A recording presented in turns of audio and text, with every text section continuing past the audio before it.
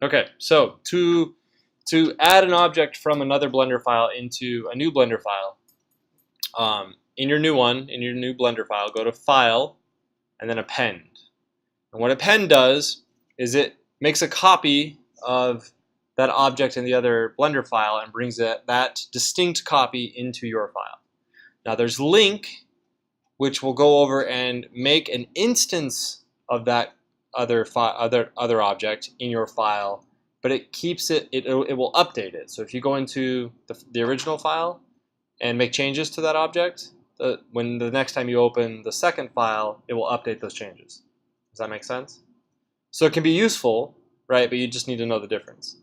So append, navigate to wherever your Blender files are. There we go. Then find something to append. So what's going to happen is when you click on, like when you get it from Blender file, it's gonna, or Blend Swap, it's gonna give it to you as a folder, and then there's gonna be a Blender file in there. You click on that Blender file, and it's gonna show you a bunch of folders. You want the object folder because we're gonna bring an object in. So you're gonna go to Object, and then it's gonna list all the objects that are in that Blender file. Okay, this list corresponds to the list you'd see in the outliner of all the objects in your Blender file. This is why it's important to name your things, so you don't have like cube, 036 or something like that. Like I don't know what cube 036 is. It could be like a face of Martin Scorsese or something, and I'd have no idea. I don't know why I threw that. It just popped in my head. So name your objects in your files. Okay.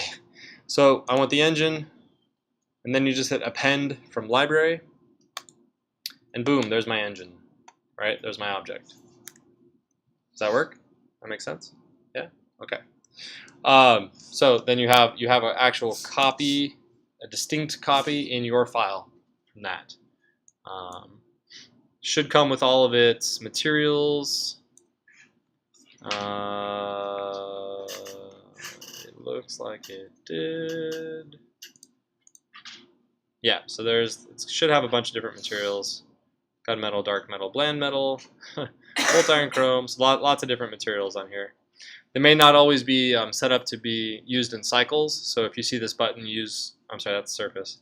If you come down here and you see this little check mark in your node editor, it's use nodes, that means that it was originally set up in Blender internal, and so it doesn't use nodes, it just uses the properties panels. So if you want to edit the colors or add new ones, just know that you either have to turn your nodes on or you have to do everything through here. Okay? Cool. Any questions about how to get an object from another Blender file into your a new Blender file? No? Everybody's good? Yeah? So that's, Marin, that's how you'd get your hand file. Okay. All right.